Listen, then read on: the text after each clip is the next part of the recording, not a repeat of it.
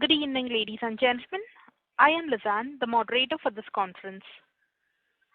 Welcome to the Q1 FY23 earnings conference call of Meghami Organics Limited, organized by Dickinson World.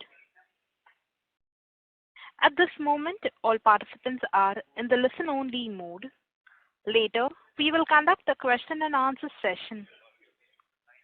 At that time, if you have a question, please press star and 1 on your telephone keypad. Please note that this conference is being recorded. I now hand the conference over to Ms. Sonam Raghuvanshi. Thank you, and over to you, ma'am. Good evening, everyone. I welcome you all to the earnings call of Meghami Organics Limited for Q1 FY23. Today we have with us the management represented by Mr. Ankit Patel, Chief Executive Officer, Mr. Gujran Singh Chahal, Chief Financial Officer, and Mr. Bharat Modi, Advisor IR Strategy. Before we start, I would like to remind you that the remarks today might include forward-looking statements and actual results may differ materially from the contemplated by the forward-looking statements. Any statement we make on this call today is based on our assumption as on date, and we have no obligation to update the statement as a result of new information or any further events. I would like now to invite Mr. Ankit Patel, CEO, to make his opening remarks. Over to you, sir. Thank you, Sonam. Good afternoon, everyone, and a very warm welcome to the Q1 FY23 earnings call of Meghami Organics Limited. I hope that you and your family members are all keeping healthy, safe, and sound. As we all know that Q1 FY23 was full of uncertainties caused by the Ukraine-Russia conflict, price volatility, supply chain disruption, and global economic slowdowns. Despite all these turbulences, I am pleased to inform you that for Q1 FY23, the company has delivered a robust performance. Our revenue increased by 58% to 783 crore in Q1 FY23 compared to 496 crore in the Q1 FY22. This robust top line achieved with better capacity utilization, improved volumes, and improved realization. This demonstrates company's capability to withstand such volatility. Our gross profit registered a sharp improvement of 58% and it reached to 345 crore, and EBITDA improved by 53% to 134 crore in Q1 FY23 as compared to 87 crore in the Q1 FY22. Our PAT grew by 67% to 114 crore in Q1 FY3 compared to 68 crore in the Q1 FY22. On the balance sheet front, the company's cash and cash equivalents stood at rupees 150 crore and the debt to equity ratio stood at 0.46. The company's ROC and ROE return ratios came strongly at 22.5% and 30.4% respectively. All our expansion plans are on track. We expect the commercial production of our new multipurpose plant to come on stream by early Q3 FY23. We are also working on the next phase of expansion in the agrochemicals business, for which details will be finalized and shared in due course. As far as the pigment business is concerned, we expect to start the phase 1 of titanium dioxide plant by Q3 FY23. The plan for doubling the capacity from 16,500 tons to 33,000 tons is expected to be completed in the Q3 of FY24. All these initiatives will contribute significantly to the long-term growth of the company. Going forward, I am pleased to inform you that for now we are sufficiently funded for our capex plan. During Q1 FY22 company has finalized the term loan of rupees 275 crore in its subsidiary Kilburn Chemicals Limited and raised additional 150 crore for the debt in Meghami Organics Limited to fund its ongoing expansions. We all know that prolonged Ukraine conflict still continue with no immediate sign of any revival. This in turn has resulted into unprecedented global impact, which is seen in price volatility and inflationary pressure worldwide. as a way forward, we believe that the chemical industry may pass through some testing time for a couple of quarters. We, however, are quite optimistic and hopeful that the things should get normalized in coming time with our product mix, technical capabilities, as well as geographical spread and reach across the world will be of great strength to help us weather out this odds. Despite these macro factors, we have positive outlook on our future and believe that we can outperform industry growth rate and stand strong on our performance despite all these challenges. The company has been doing well and is consistently producing strong numbers year on year. We are confident that we will sustain this solid performance going forward too. We are surely focused on sustaining our contribution to shareholders' wealth in coming years. With this, we would be happy to take any question you may have. Thank you. Thank you. Ladies and gentlemen, we will now begin with the question and answer session. Anyone wishing to ask a question may please press star and 1 on your touchtone telephone. If you wish to remove yourself from the question queue, you may press star and 2. Participants are requested to use handsets while asking a question. Ladies and gentlemen, we will wait for a moment while the question queue assembles.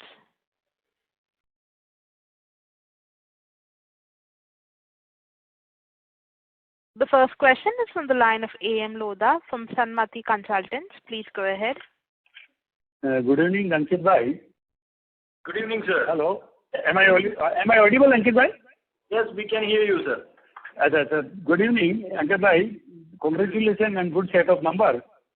I have got three questions. Number one, in pigment, question number one is relating to pigment division. Okay. Our EBITDA margin came down to sub 7.67% in the last quarter. In this quarter, it has improved to approximately 10% of the sales. Correct. Our normal EBITDA margin was, if I look at the past years, it was 13 to 15%. Yes, sir.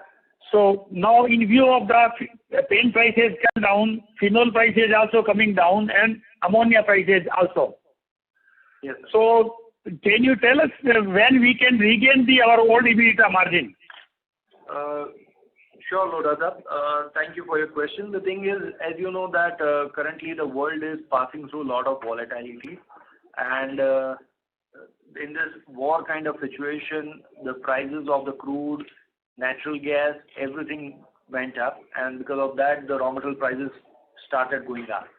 Now, slowly, gradually, the things are going back to the normal, but we still believe that it will not go to that its original level. It will take some time to normalize. At the same time, the demand is also under little bit pressure, but we are quite optimistic that in the coming quarters, margins should improve. Ankit bhai, the prices, but I'm tracking also Deepak nitrate and cerumelite chemicals. And the prices are, the cerumelite chemical pen and the phenol, both are down to some 35 to 30% from the peak. Correct. So, yes. In the meanwhile, we must have the past some cost of increase in the cost to the customer. So, when we make the both the increase in to the customer and the reduction in the raw material cost, don't you think it should match at some point of time? Definitely, sir. We try our level best to improve the margin, but as the raw material prices are also going down, at the same time, because of this recession news going on around the world, because all this negativity point of view, there is a pressure on the sales price as well. But we are still optimistic, and we believe that the margin should improve in the coming quarter. This continuous question of this pigment division. In our both division, we had sales exceeding 80 plus export sales are there. So, can you just indicate in this quarter we have maintained that tempo? Yes, even in this quarter, the export is more than 80% in both the divisions. Okay.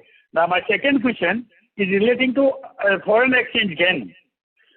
So, do you have any foreign exchange gain in this quarter? What is the component in the other income? Can you please tell me? Lord sir, good afternoon. In the other income, so main it constitutes forex gain, which is a 33 crore, and that is on the receivable side. And in the finance cost, there is a 7 crore MTM loss because we have foreign currency loans. So net around 25 crore is the gain in this quarter. But your finance cost is only 9 crore 44 lakhs, and you are saying that 7 crore is the loss. Then it means your finance cost is normal finance cost is 2 crore something. Yeah, you are right, sir. Because our normal finance, all borrowings are in foreign currency, and our rate of interest borrowing cost is less than 2%, around 2%. Achha. So it means this 9 crore 44 lakh interest on it is having the element of 7 crore of the foreign exchange loss. Yes, only 2.5 crore is the interest cost. Okay. Then this other income of 37.60 crore, it includes the foreign exchange gain of 33 crore. Yes, and 4 crore is other interest and. Okay, sir. The second question is this export. The second question refer to your presentation page number 26, where we have given the projection sales of both the division. We have projected to cross 1,000 crore in 24 in pigment division and 2,000 crore in agrochemical division. Okay, sir. That has been page number 26. Yes, sir. Of presentation. We have projected 1,000 crore in pigment division and 2,000 crore in agrochemical division. Yes. So looking to the latest result declared by the company, I think the company will exceed the 3,000 crore turnover in this 2023 itself. Don't you think it is appropriate to revise the projections in view of the upcoming agrochemical and titanium dioxide project, sir? Sure, Lodha sir, when we announced before 3 years, when we announced this kind of growth plan, people were saying that it is unrealistic, it is not possible to achieve. But somehow we have been, with the support and with the God grace, we have been able to achieve it. And we will revise the future growth plan as well. In fact, we are preparing it internally with our team. So maybe in 1 or 2 months' time, we'll revise the future growth plan. My request is this: in view of the multi-purpose agrochemical plant being commissioned in the last quarter of the second quarter, and the titanium dioxide being commissioned in the third quarter of this year, yes, then next presentation, the sales projections should be revised appropriately. Maybe conservative, but 3,000 crore, which looks like we will be achieving this in itself. Definitely, sir. We are working on the next 3 years projection also internally. So likewise, before 3 years we announced the 3 years plan. So we are working on future 3 years plan also for the investor point of view, and we'll be announcing very soon. So my last question relating to dividend distribution. We had a dividend distribution policy. It was mentioned the company will distribute 15 to 20% of the dividend every year. Okay. This year I find your dividend distribution to the paid is below the 15%. Yes, we mentioned, sir, up to that it was up to 20%. And as you know, we are doing some aggressive projects also in our existing business as well as in the Kilburn. So, and what happened that in the current time when the steel, cement, everything went up, the project cost also was going up. So we need to maintain our cash outflow in such a way that we can complete the project well within the debt to equity ratio. And looking at the growth plan, we have not gone aggressive into dividend payout. But once the projects are commercialized, everything is smooth, and then we'll review it and we'll work accordingly. Ankit bhai, this year dividend is reduced from 19% payout to 12% only. It was 17% in 2020. 21 it was 19%, and 22 it was 12% of the PAT. So at least it should be consistently maintained at least minimum 15% of the PAT in any case. Yes, sir. Once the project is commercialized, then we'll definitely consider. Okay. Thank you very much. Thanks a lot. Thank you. We'll move on to the next question. That is on the line of Raghav Soni, a retail investor. Please go ahead. Good evening, Ankit Bhai. Good evening, Raghav bhai. Ankit Bhai, can you give some light on the EBITDA margins going forward? This is in line with the previous question. Going forward, what type of margins you are going to see, given the fact that our EBITDA margin, especially in Agrochem, is really on a higher side. So any guidance on that, Ankit Bhai? Raghav bhai, as you know that we have been always informing the average EBITDA margin as per the industry. Typically in the agrochemical industry, average EBITDA margin varies between 16 to 18%. And in the pigment industry, it varies in the range of about 13-14%. So currently the pigment division is under pressure. At the same time, the agro division, sometimes we get advantage to improvise it, and this was one of the quarters where we were able to have a more margin. But looking at the current situation globally, as I mentioned in my opening remarks, that it's a challenging time for every company globally, and the times are going to be quite challenging in terms of maintaining the growth as well as the profitability. And we have been seeing this kind of situation in current situation. But still, we are very optimistic to maintain the growth plan as well as maintain our profitability above the industry average. Thank you, Ankit Bhai.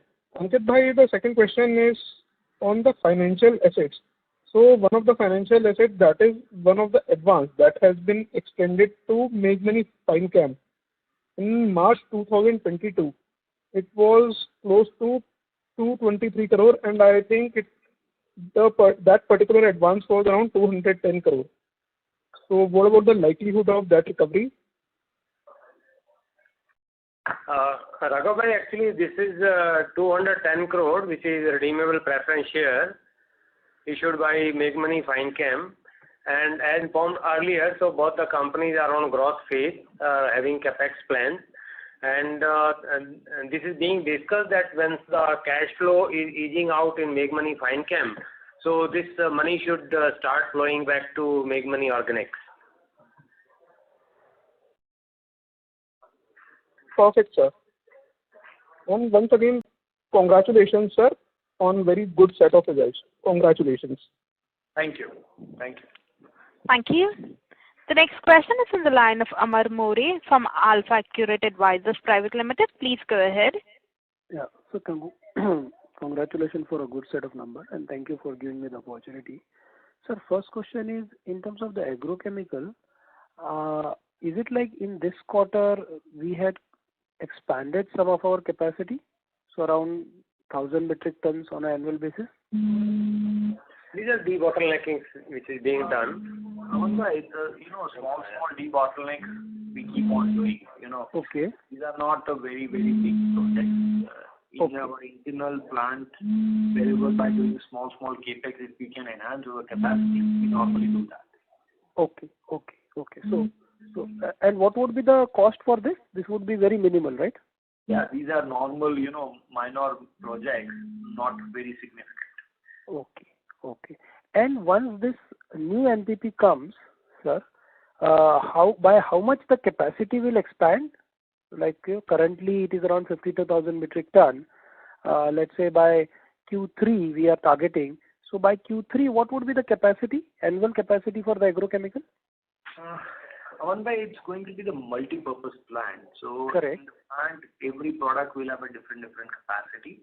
So Okay. It is very difficult to maintain the capacity at one product level. But these are going to be high value products. Correct. Where the capacity will go up by another about 7,000 or 8,000 tons approximately. Okay. The best thing will be, Amar, to really, rather than going for a volume, I would suggest you go with the production value that we are able to generate, which will, get reflected in our top line. Got that. Because, you are saying the realization per se would be significantly better than what you are making today. Correct? Yes. Hello? Well, at least it will be better. Yeah. Okay. And secondly, sir, in terms of the titanium dioxide, this is the first of its kind plant here in India, and obviously, the plant has been closed for a very long time. When we say that we are going to commission the first phase in Q3 or Q4, is that some technical glitches or whatever it was there, it is resolved, or still we are in the midst of finalizing all those things? Aman bhai, the thing is, the moment we got the plant in our hand, before that also we were knowing kind of the issues it was having. Okay. We, with support of the people, now we have got the people on board with us in the same plant who put up the same old plant. So they know the ins and out of the same plant. We have got the same team with us now. So all the technicalities, whatever the issues are there, we are trying to resolve it as soon as possible. It's not that easy, but yes, we are working on it, and we are quite hopeful that by the Q3 end or the beginning of Q4, we should be able to commission the plant.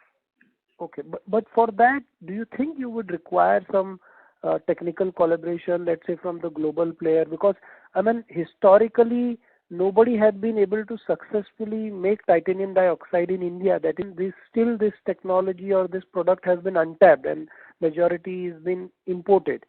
So how confident we are on that, we'll be able to stabilize everything by Q3, Q4, and obviously after that you have to do the technical, the batch test with the customer, right? Or we have already started doing that? No, after that only, once the product gets ready, then the customer starts testing the product and giving us the approval. At the same time, from the technology point of view, yes, we are already taking the help from some of the consultants and the technology providers. So that is already going on. Okay. And let's say, sir, once the plant comes on the floor, to make this plant, getting approved from all the key customers and to actually fructify into the revenue, how much time gap it will require? So initially about 2 quarters will be depending on customer to customer. Normally some of the specialized customers, they take about 3 to 6 months to give the approval. Okay. But it will not be like that for the first 3 to 6 months the sales will be completely zero. Not like that. Okay. There are certain other applications where the approval time is relatively faster, where we can start selling the product. And at the same time, we also start getting the approval from various other customers, which takes more time. Okay. So when you say other application, other than paint, where it goes, sir? There are various other applications. It goes into plastic, it goes into paint is a major, but the specialized paint, like as I mentioned that if the Asian paint is there, then their quality criteria must be pretty stringent, approval time is pretty long. But there are hundreds of other small paint companies, their approval system is much faster. So where we can keep on selling the product once it is being made. Okay. So for first 6 months at least, we will operate at 50% utilization of 16,000 metric tons? You can say that. Yeah. Okay. Okay. And you will make still decent margin, right? Yes. I think once the plant utilization will improve, the margins will improve. Okay. Perfect, sir. Thank you. Thank you. The next question is from the line of Ayush Agarwal from Mittal Analytics. Please go ahead. Good afternoon, sir, and thank you for the opportunity. I hope I'm audible. Yes, we can hear you. Congratulations on a very good set of results yet again. Yes. I have 3 questions broadly on the agrochemical side. I was there in the AGM and it was conducted very nicely. Our MD sir replied to all our questions. So just following up on that and building upon that. So he mentioned that there are 3 main products in the agrochem capex, and since it's closer to our commercializing now, I think we can discuss them on the call as well because he mentioned them in the AGM. So products I think he named were bifenthrin alcohol, LC acid, and flubendiamide. So first question is, what are the other 2 products in this capex? Which are the products? bifenthrin alcohol, LC acid, and flubendiamide. He mentioned these were the three key products, and I think there are total 5 products. So what are the names of the other 2 products in this first phase of capex? And like we have been mentioning that we'll try to generate around 600 crores of revenue from this capex. So how much do you think will come from selling bifenthrin alcohol and LC acid outside of the company, since I think he'll also consume it internally? See, bifenthrin alcohol and LC acid are going to be completely captively consumption point of view. Okay. It's not going to be, we'll be selling it outside. The LC acid, partly we have already done commercialization. So, it is a very, very small capacity as of now, but we are now going to expand in a big way. So something like that. But the key products like flubendiamide, lambda-cyhalothrin, all these products are going to be in the first phase of expansion, which we are going to start in the Q3 of FY23. And what are the other 2 products in the 5 lists of products that we plan to commercialize in this capex? So as I mentioned, we would like to first commercialize the project. At that time, we'll be announcing the name of the products. For the timing, we would like to keep it low profile. All right. No worries. No worries. So my next question is, given that we are significantly well established in the pyrethroid and in 2,4-D, so what are our plans to grow apart from pyrethroid, organophosphate, and 2,4-D? Are there new products in the phase 2 of the capex which are completely different from the current set of products? Definitely yes. So the new multi-purpose plant will have a product which are going to be completely different from the existing set of the products. These are relatively high value products, and I would say not many companies are being manufacturing as of now in India. It's going to be relatively manufactured by either 1 or 2 companies in India only. Okay, this is phase 2 of the capex you're saying? No, current. I'm talking the first phase. Phase 1 as well. All right. I'm talking about the phase 1 only. Phase 2 we have not announced so far. Of course, but I'm sure you must have some products in your mind where to expand in. Yeah, so that is what we mentioned that in today's opening remark, that we are working on the phase 2 of expansion in the agrochemical division, and probably in a couple of months we'll be announcing the detailed project. All right. That's great. So my another question is, given that India as a whole is a significant player in the pyrethroid chain, and there are only a couple of products, I think, which is bifenthrin and lambda, where maybe India is not as dominant as other products. So my question on this is that, apart from Meghami, our 2 other listed players are also expanding in bifenthrin and lambda along with backward integration like us. So how does the company plan to grow in these technicals, with competition growing up and, given that India is already a big player in these chemicals? Definitely, Ajit. The thing is, in agrochemical, there are 2 things. One is very important as far as the manufacturing is concerned, but at the same time, the regulatory plays a very, very important role. And unless and until you have a regulatory approval in the various market, you will not be able to sell the product. So that is the parallel thing. So over there, we are also focusing in a big way, putting a more pressure on the regulatory point of view and doing the registration into various markets. So the moment the plant is commissioned, we have the sizable market readily available with all the approvals, something like that. Understood. That is what is a differentiating factor. Understood, sir. So my last question is on flubendiamide. I was just reading on the molecule, and I think it still does not have registration in the US. I think the registration was cancelled. So would like to understand what is the potential market size of flubendiamide, and do we have contracts with the MNCs we want to supply to? We are targeting flubendiamide initially from the Indian market point of view. In India, it's a very, very big product. And in fact, we are the only first company to get the manufacturing license from the SEBI. And we already started the commercial production for flubendiamide.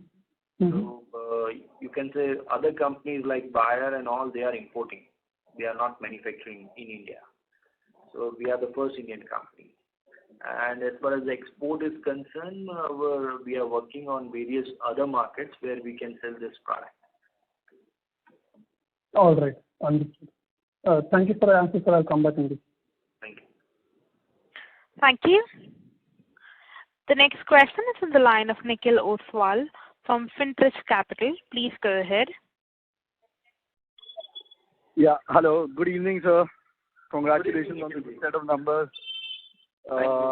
Just a couple of questions on the new capacity that we are coming up with, a new project in titanium dioxide, which is going to get commissioned in Q3 of FY23, correct?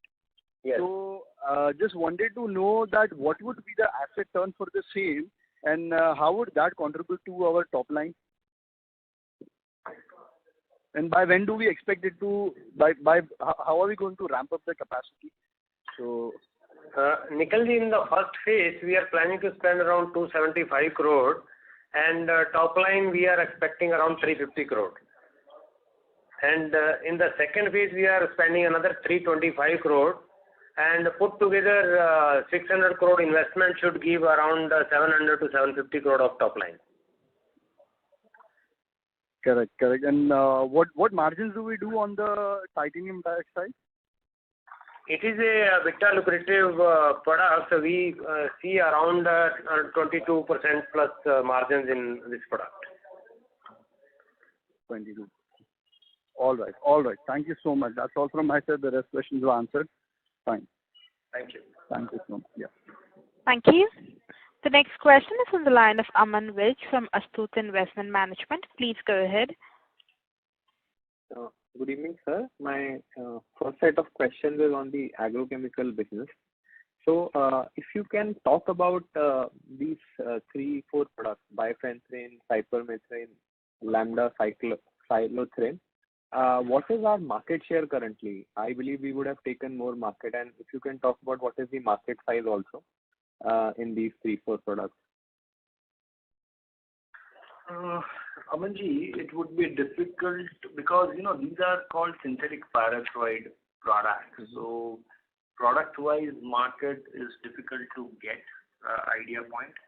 But India is a leading player in synthetic pyrethroids, and globally, if we look at in synthetic pyrethroids, we are among top 3 players globally in terms of the manufacturing.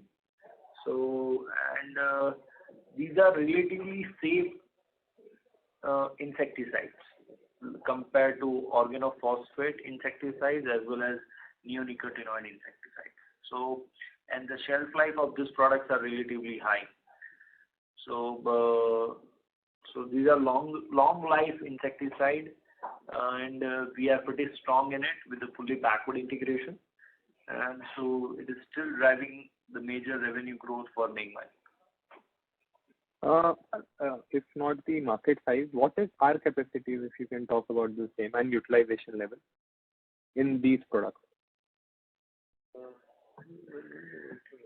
So capacity utilization for this product is varying between 80 to 85%. And as far as the capacity product-wise is concerned, I am sorry, we won't be able to disclose that. If you can talk about the capacities of the whole group, pyrethroid group, what is the capacity there for us? In our total capacity for agro division, so herbicide is around 21,600 and balance is these products. Okay. That makes sense. On the contribution part, sir, in the AGM you had talked about we are targeting almost 40% sales from 2 products itself because we will be backward integrating that. So just to get the context right, what was the contribution of these 2 products in say FY22? Which 2 products? Bifenthrin and lambda cyclothrene. We are, I think, targeting like 40% of sales. So so the bifenthrin, we can say out of the agrochemicals total revenue, it was about 20%. And lambda? both put together nearly. Okay. So we are targeting to maybe make it more than double because the agrochem sales itself will also grow. Is my understanding correct? Correct. Sure, sir. Next is on the flubendaphide market. So I was looking at some numbers. So $200 million was, I think, the global market. Sir was talking about we are targeting India first. So if you can talk about what is the India market currently? By the Indian market for this product, because there are various different product formulation for this product. But if I tell you the brief idea, it is in terms of the technical quantity, it would be about 300 to 350 tons.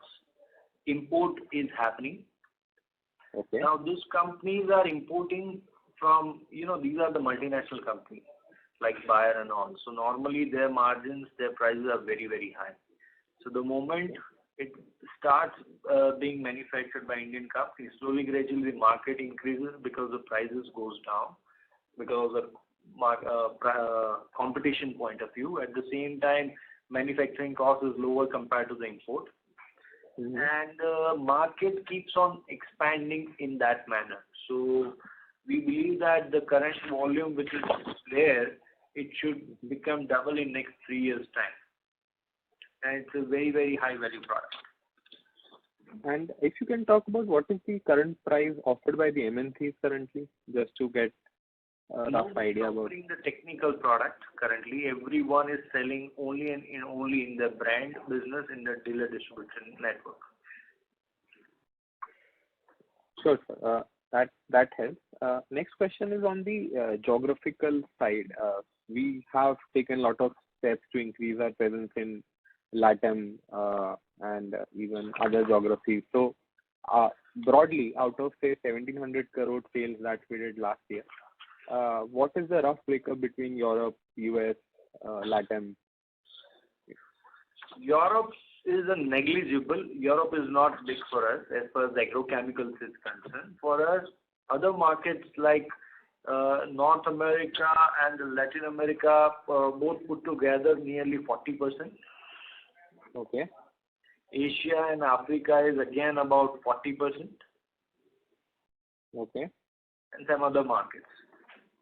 And going forward, sir, so for this quarter and coming quarters, where are we seeing the maximum growth from, which area?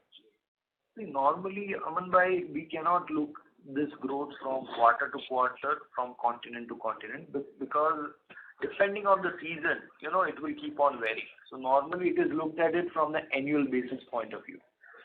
So Okay. on annualized basis, normally this remains more or less constant. But yes, US, North America and Latin America is quite a good, big territory, and future also will be growing in that area in a big way. Sure, sir. My final question is on the pricing of a couple of our products. So, I believe last 1-2 years, the prices of many of the products are up quite a lot. If you can talk about the pricing trend that we are seeing as of today, is it down by 10-20% compared to last couple of quarters? Is it still very high? And where do you see by the end of FY23 the pricing of our main product? Again, it varies a lot in this current global situation when the dynamics are changing very fast.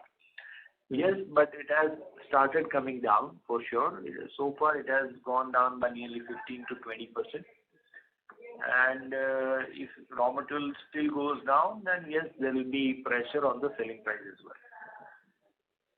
Sure. Sorry, one final question on 2,4-D side. What is the utilization level currently?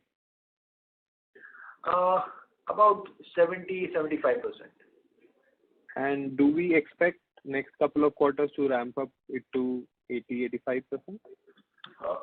See, normally we run our plant at 80-85% capacity, but sometimes, these are all high maintenance oriented plants also. So when the markets were good, we were running at full capacity. But when the markets are down, we make sure that we take the maintenance shutdown also, so that when the markets are good, we can take advantage of the production. So we believe that this year it should be in the range of about 70 to 75%. For the 2,4-D part, right? Remaining part may we expect higher utilization level. Yes. Okay. Thank you for answering all the questions. Thank you. Thank you. The next question is on the line of Viraj from SIMPL. Please go ahead. Yeah. Just a couple of questions. First is on the agrochem segment. The growth in the quarter which you have seen, what will be the mix of price versus volume growth? Virat bhai, I'm sorry, can you repeat your question? For the agrochem business in the quarter, the growth which you have seen year on year, what is the price versus volume mix? Yeah, this year in this quarter, the volume growth is nearly 40% and the value growth is nearly 30%. Okay. And second question is, you talked about us looking to go from 20% of, revenues in AgChem from two products to 40%. So one is, Cyclothrin, and the other one I didn't get the name. So Virat bhai, it's not like that it will become 20 to 40. At the same time, our overall basket in the agrochemical division is also growing. So yes, as a volume-wise, these two products will have a significant growth, but at the same time, other products are also going to grow. So I think it will be in the range of about 25%. No, I'm just trying to understand which two products are these, and when we say, sorry, can you repeat again? Ifenthrin and Lambda-Cyhalothrin. Okay, and basically what I was trying to understand is what is driving this increase in growth in these two molecules? Because, why I'm asking is because these are largely in synthetic pyrethroids, and, everyone in the industry, especially in India, is expanding capacity, many-fold. So just trying to understand what is driving this demand, and especially for us. See, one of the major factors is, as I mentioned, synthetic pyrethroids are relatively safe insecticides compared to other insecticides. Organophosphate products like chloropyrifos and all are slowly getting banned in various countries. At the same time, the application is also going down, rate is reducing.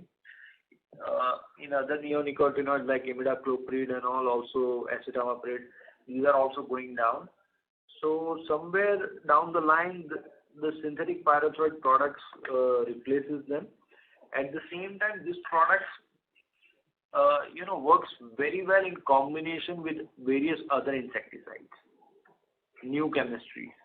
So in the combination, these are relatively old products, not very old products, but in combination it works very well. That is why the growth is happening.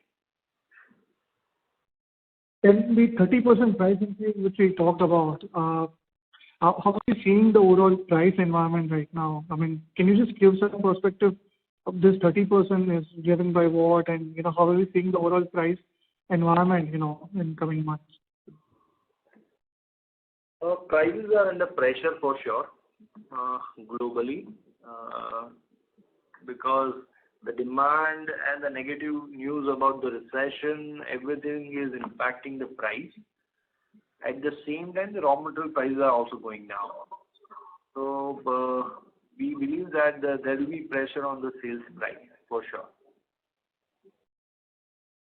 Okay, and one of our competitors in the local market, which makes some of these products which we are expanding, they are facing issues in the capacity. They had fire in the unit, and so are we seeing any benefit of that flown to us in Q1 or probably in Q2?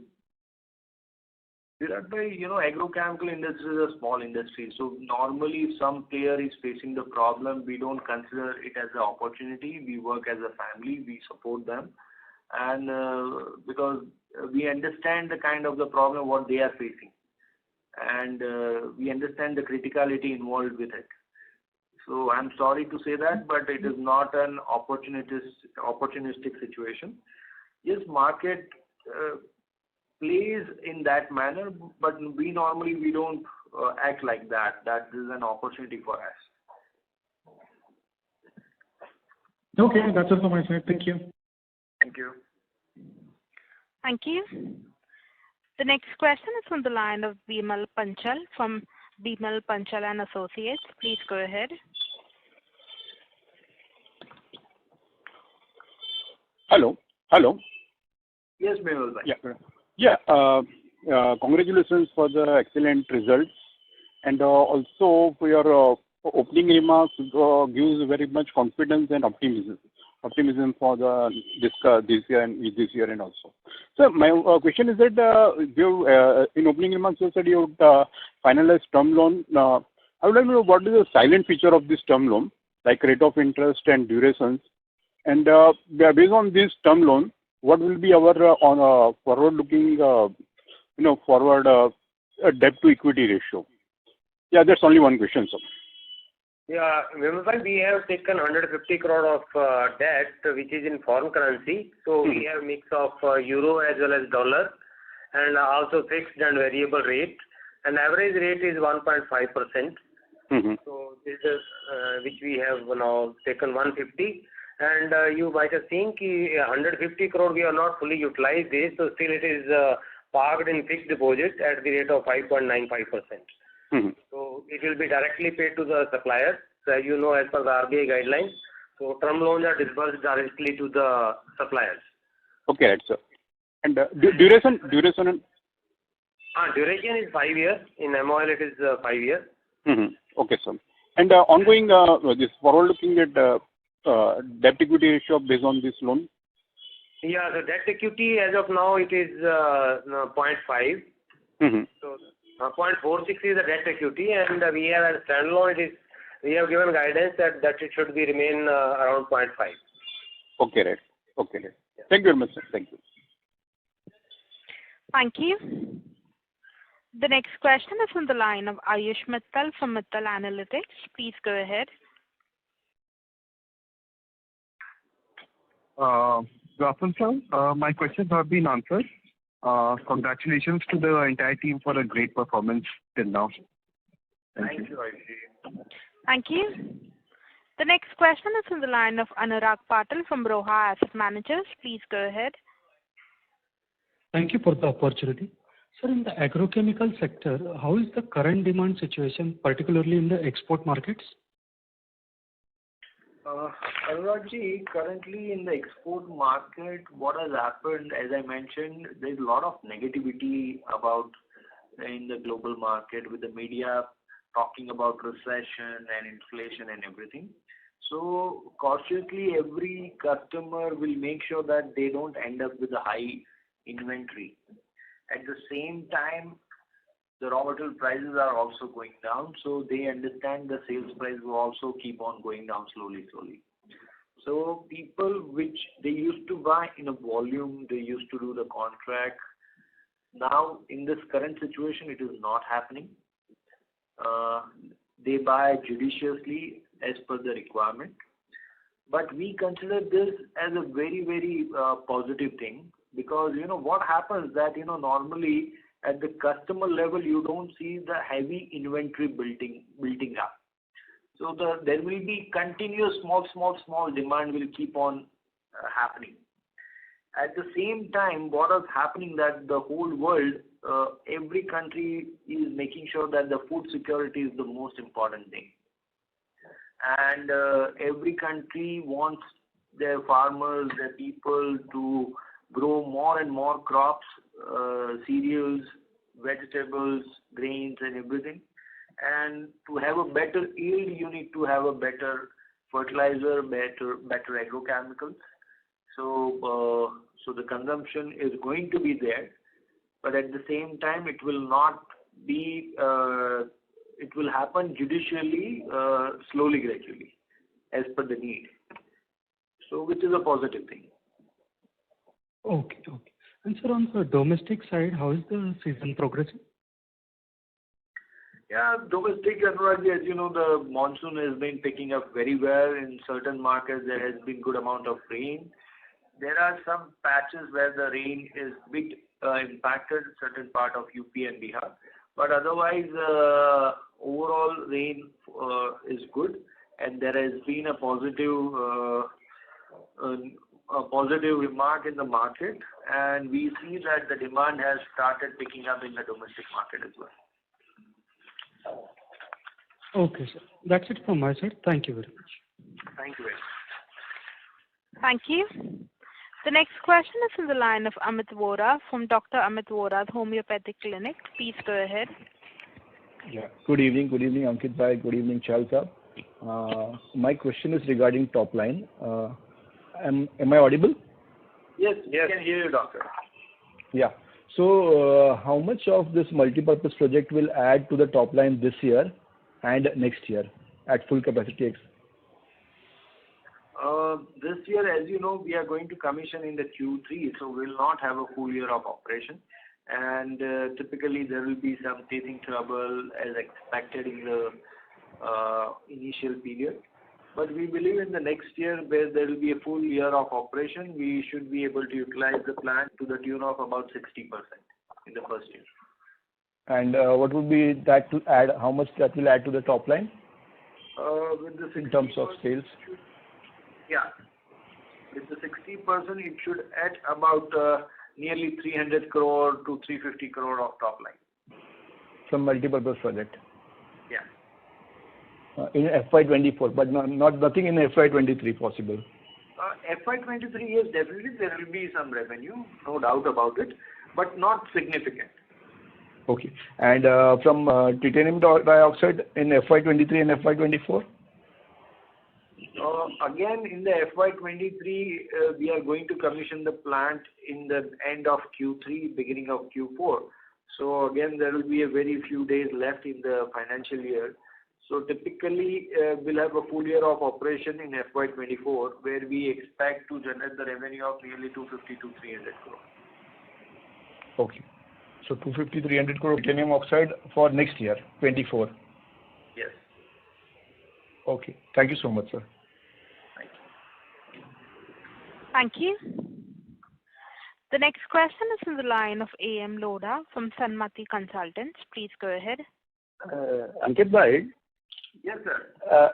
There is one follow-up question. Can you tell me the total receivable at the end of the quarter from the outside India? The receivable from the exports market? Yes. I am sorry, sir, I don't have the figure immediately. Okay, I will take the offline. Sir, can you tell me approximately what was the dollar rupee rate on the 30th June? 30th June, the rate was 79. Around 79. 70? 79. Okay. Okay, that receivable figure I will take from sales, sir. No worry. Thank you, sir. Thank you, sir. Thank you.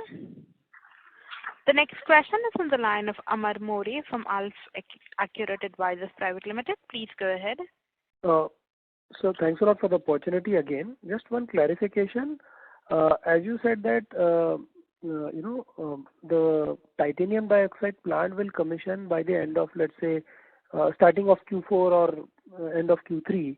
So total capex would be like now 450 crores for which we paid for acquiring Kilburn, and plus the 325 crore capex which we are doing, 350 crore capex which we are doing for phase 1, right? No. Total is 600. Phase 1 is 275, which includes 132 crore upfront payment of acquisition cost. Achha, total is 600 crore. So basically phase 1 include that 125 crore which we had paid for acquiring, right? Crore included in that. Yeah. Okay. And secondly, as you indicated that 350 crores to 300 crores expected for titanium dioxide in 24, at what utilization, sir, we are expecting this? So see, over there, Aman bhai, we'll have a half capacity in the phase 1, 16,500 tons. Correct. we believe that if we run at about 80% capacity, then we should be able to generate this revenue. Okay. Okay. So we are broadly confident, on that number. Correct. At the same time, what will happen that in the phase 2 expansion which is happening, we'll also have the fourth quarter for the phase 2. Okay. Which is commissioned in the Q3 of FY24.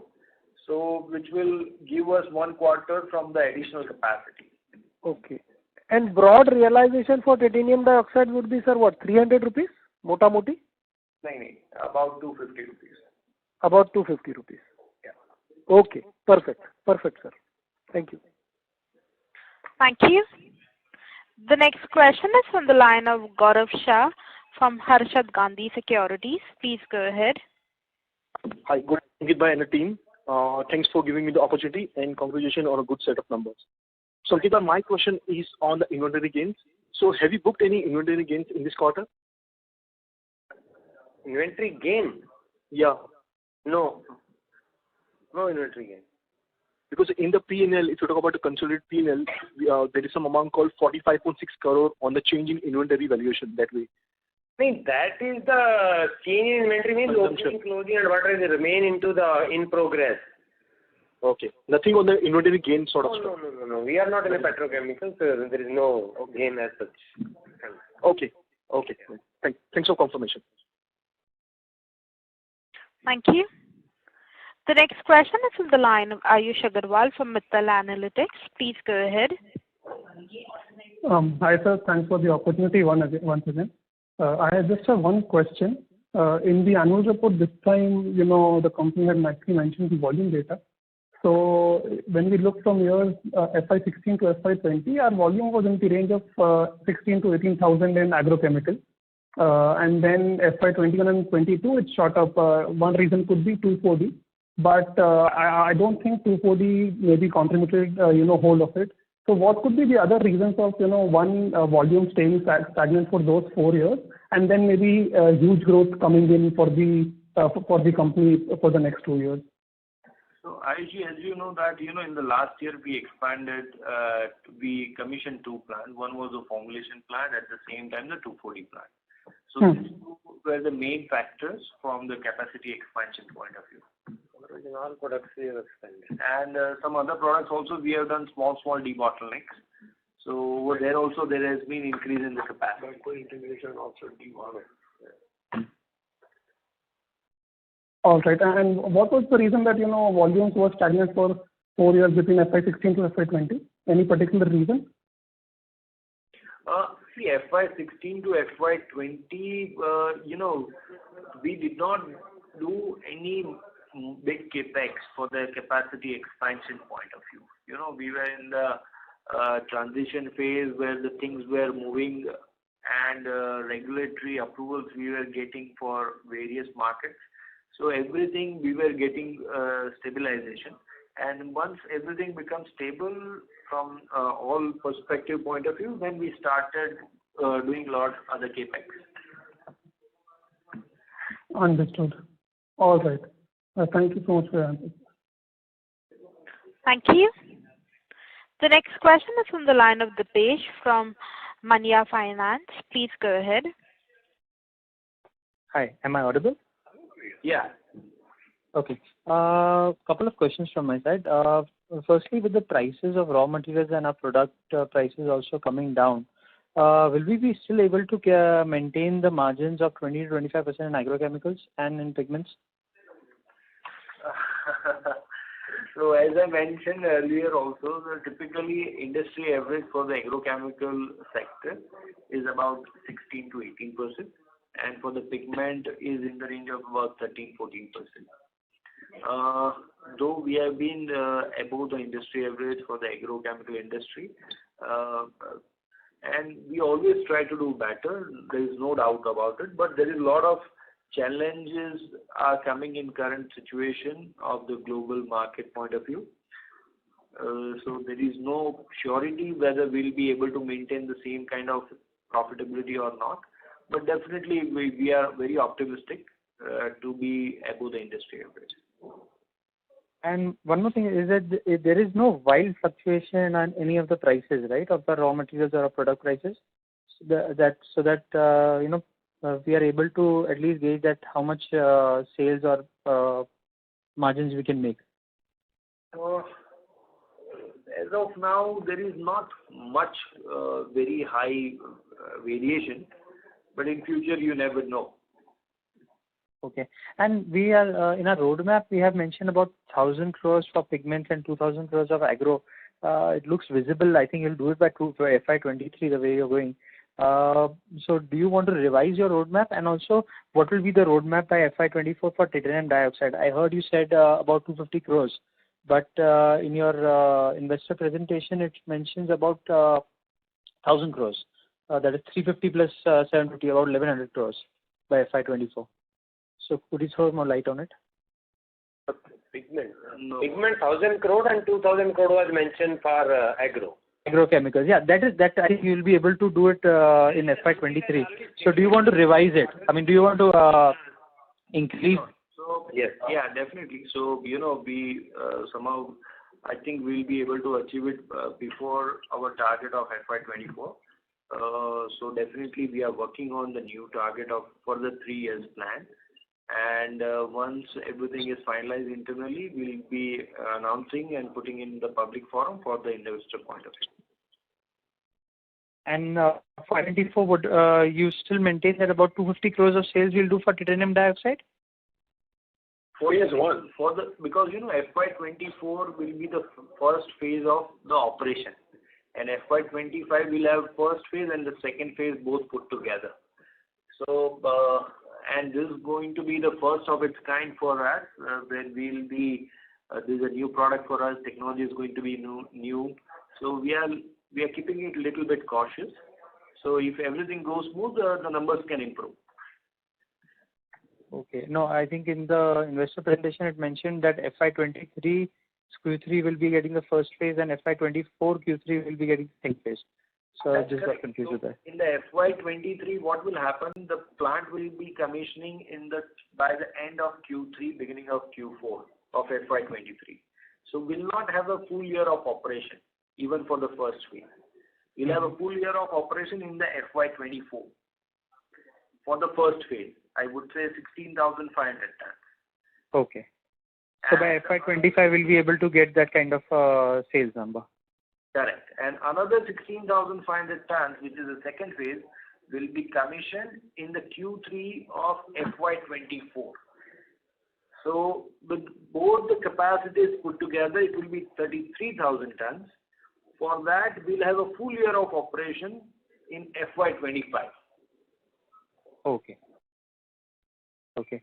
And just the last question from my side is, what is the impact of this rupee depreciation on our realizations, first of all, and also the foreign debt which you have taken? Are we adequately hedged? And what will be the impact if the rupee goes from, let's say, 80 to 82? Since maximum of our realizations come from exports. Yeah, in response to the earlier question, as we mentioned, around 33 crore is the foreign currency gain in the receivable side, and 7 crore is the MTM loss on the foreign currency borrowing. Okay. So we don't see any great impact. I mean, if there is depreciation, it will be better for the company only, right? Yeah, because the exports are higher. And but keeping this short-term loan and long-term loan in foreign currency, and plus the imports, so we are almost 55 to 60% hedged. As a natural hedge we have. Natural hedge. So we are not hedging the currency. Our hedging policy doesn't mention that hedging for the. Because it is the increasing trend. So. Yeah. Okay. Fine. I think that's. Thank you. Thank you. Thank you. The next question is from the line of Akshay Kotari from Envision Capital. Please go ahead. Thanks for the opportunity. So I wanted to understand whether this titanium dioxide which we are planning, the raw materials, are we going to import it or are we going to procure it indigenously?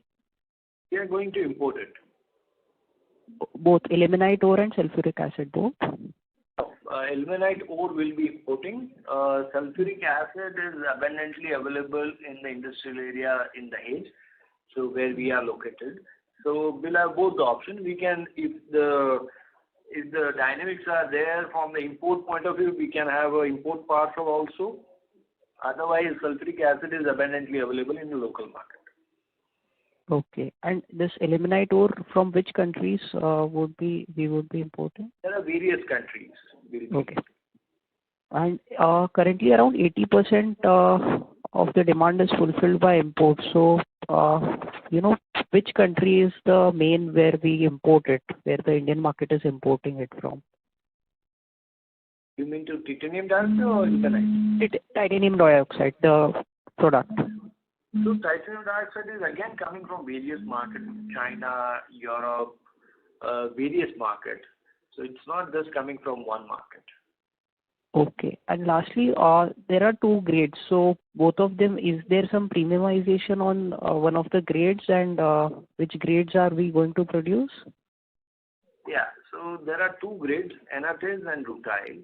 So apart from the realization, better realization point of view, the application-wise, the rutile grade is much bigger in application compared to anatase grade. So the volume is much bigger in rutile grade compared to anatase. So ultimately, we'll be going for the rutile grade only. So we'll start with the anatase grade, and then we'll go for the rutile grade. Okay, that's great. And just to understand, because I'm little bit new to this industry, so in the paints and coatings, what percentage of their total cost would be titanium dioxide used, or as a percentage of RMC? Akshay bhai, that would be the trade secret the paint industry won't be sharing with us. So Okay, no problem. Thanks a lot and all the best. Thank you. The next question is on the line of Dikshit Doshi from Whitestone Financial Advisors Private Limited. Please go ahead. Yeah, thanks for the opportunity. Just one question. What is the current debt after, availing this 150 crore? And let's say once both the capex are over, the multi-purpose plant and even the titanium dioxide, what would be our total debt? Dikshit bhai, our long-term debt is 410 crore gross debt, and out of which 150 crore which is lying in cash in hand. So far we are not drawn. So net debt is 260 crore long-term debt, and we have got sanctioned of 275 crore long-term debt in Kilburn Chemical, where we are expecting by the year end we should be utilizing around 100 to 125 crore. And debt equity should be less than 5, but consolidated with 0.5. Okay, and how much would be the short-term debt? Short-term debt we have around 300 crore of sanctioned. Yeah, and the working capital. Okay, and blended all debt put together, what would be our cost of debt? Our borrowing cost is in the range of 2 to 2.5%. Okay, fine. That's it from my side. Thanks.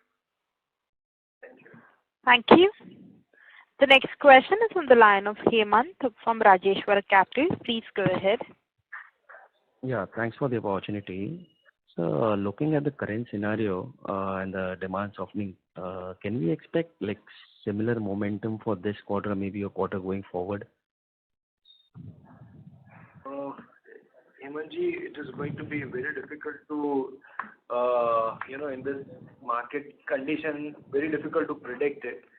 But the days are challenging for the first, second, and third quarter for sure.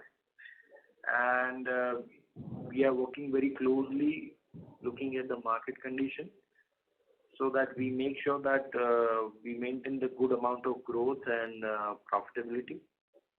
But definitely, it is not going to be very, very good.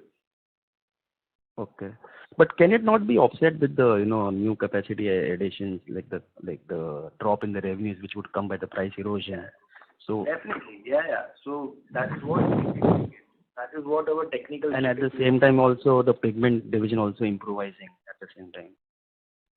Definitely, yes. So with the new expansion and with the kind of the technical capability and the geographical spread what we have, we will make sure that, we maintain a good amount of growth. Okay.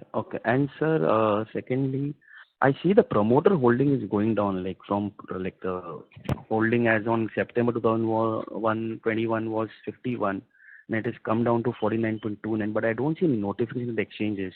So could you just give us some clarity on that? No, there is no change per se in the reduction. Only thing what has happened is we were listed in Singapore Stock Exchange. So that float of around 4.5% which has come into the Indian market, which is in the public domain. So earlier it was in the form of SDR, Singapore Depository Receipts. So these are not equity shares, so those are not counted in the total. So now in the total equity, those SDR which got converted into equity, that has come. So in the proportionately you can take it, looks like there is a reduction, but there is no per se reduction in case of promoter shareholding. Okay, got it.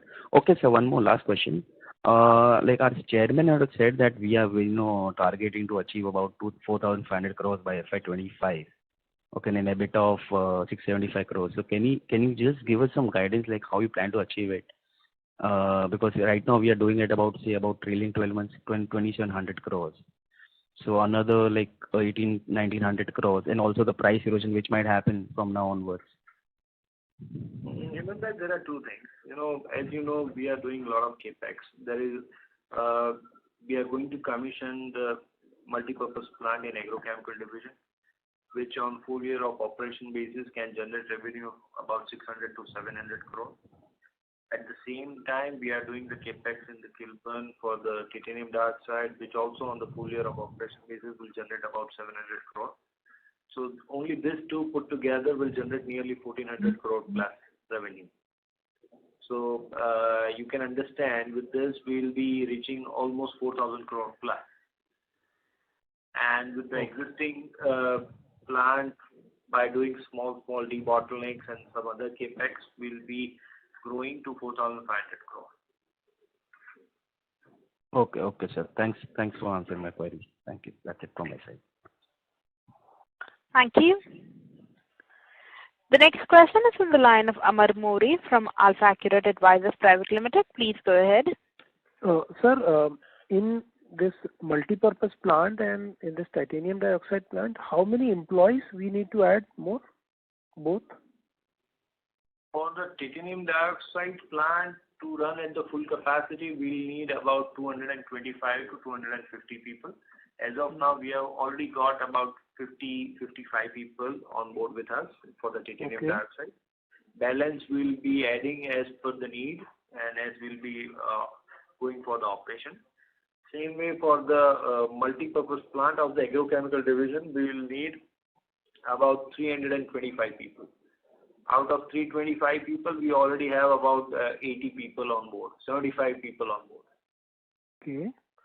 So approximately around about 600 people would be added, let's say in 24. Yes, you can say that. And this would start by Q1, right? Q1, Q2, because you will be running at, let's say, legitimate utilization by that time. Yeah. Okay. And average cost of employee would be what, around 10-11 lakh rupees?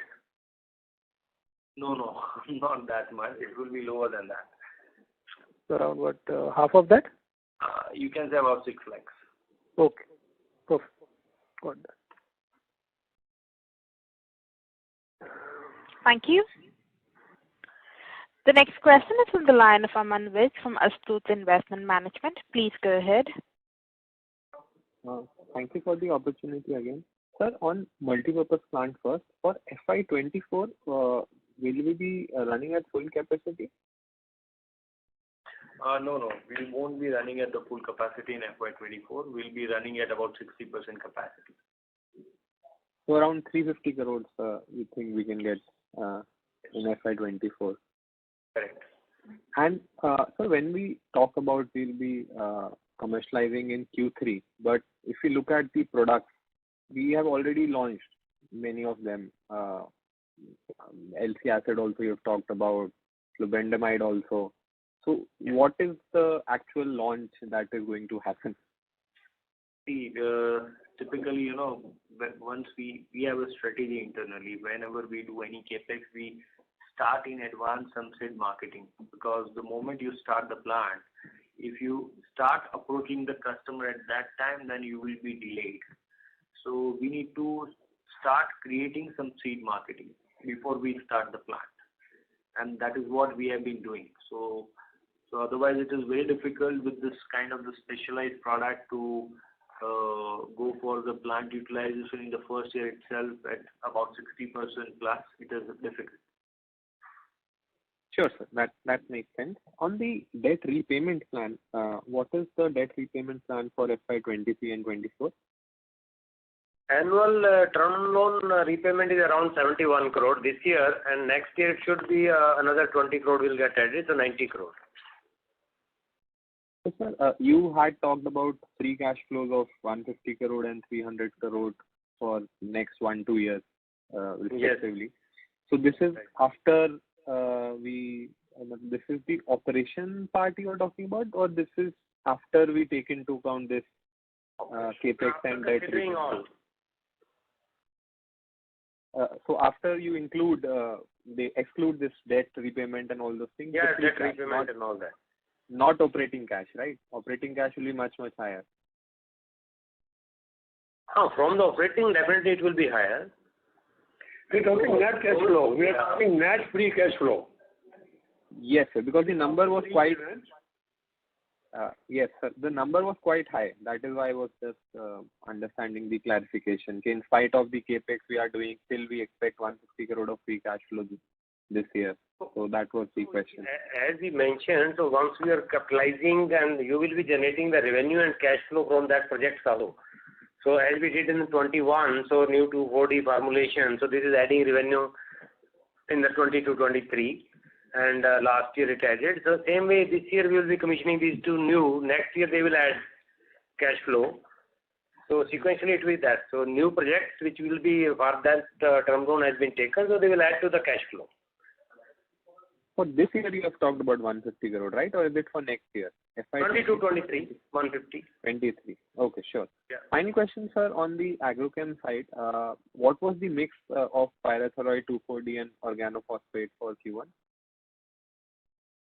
I'm sorry, can you repeat your question? Sir, for agrochemical division, out of 560 crore sales we did, what was the mix of pyrethroid, 2,4-D and organophosphate, these three sub-segments? These are the three all put together. So it covers all of them. 2,4-D is around 20 to 22%. Okay, and pyrethroid will be like 60-65% like full year last year? You can say that.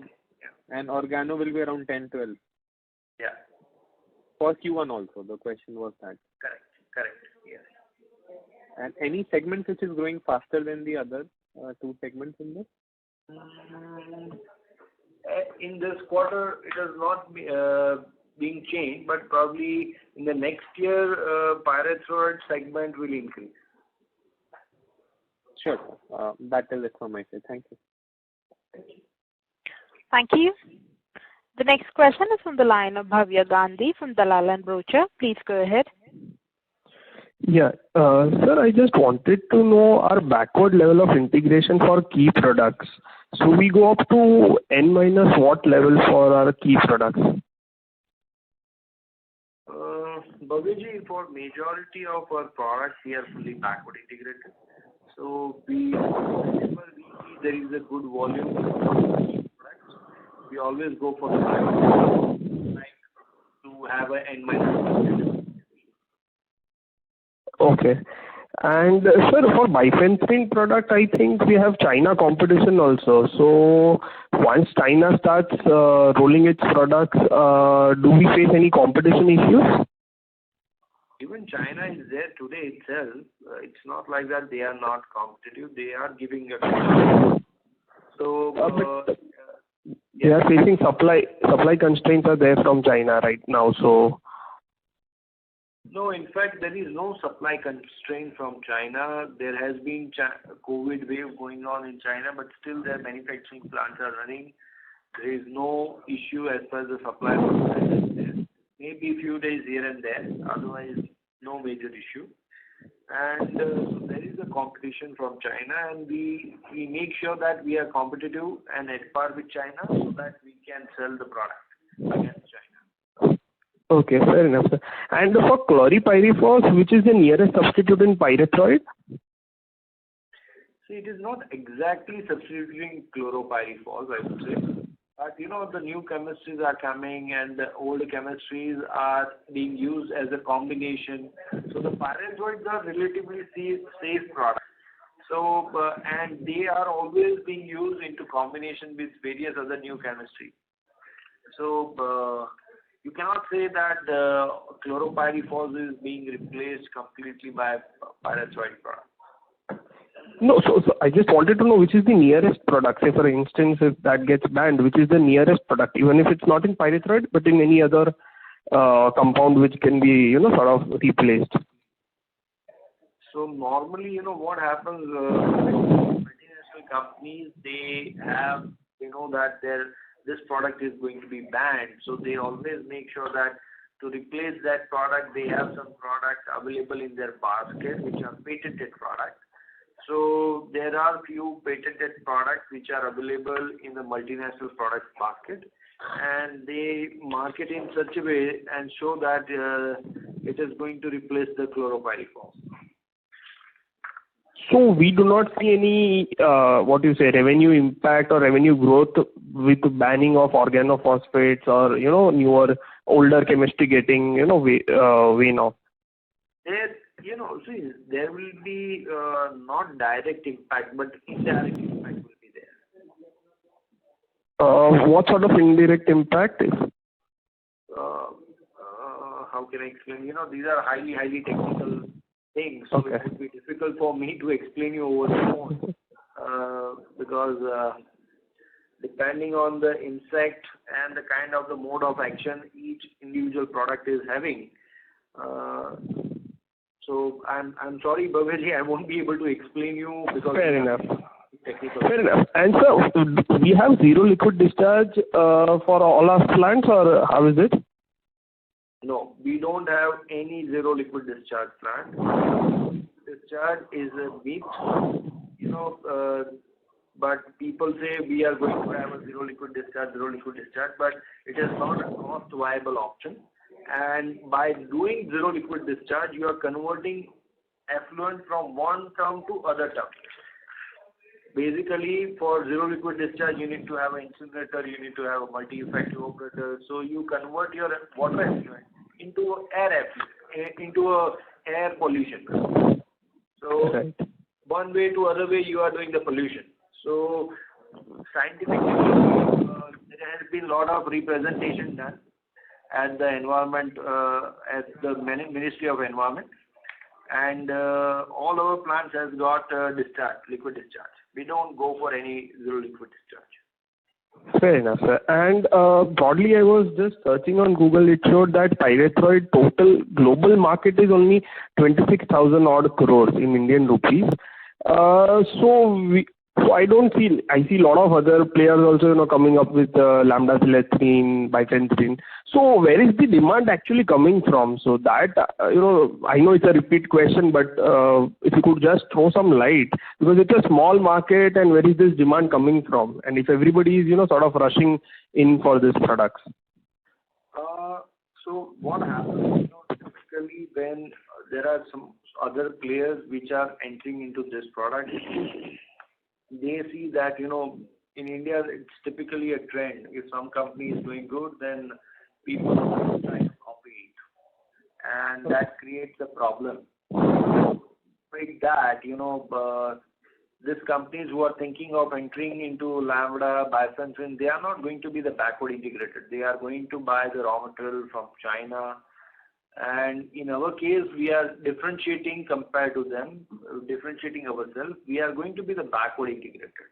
At the same time, we make sure that we don't buy a single raw material for those products from China.